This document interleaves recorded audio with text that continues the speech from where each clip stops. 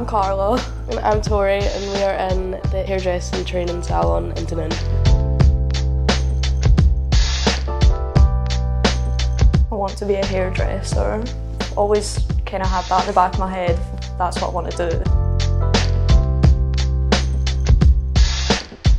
Definitely, hairdressing is what I want to do, and I feel like in here it has helped a lot getting to where I want to be.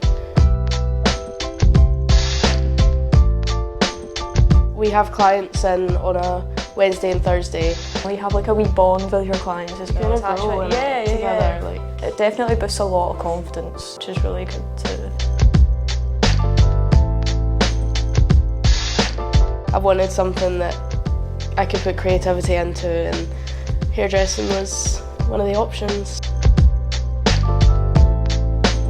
There's a lot of opportunity for us to just run wild, kind of, with our imagination.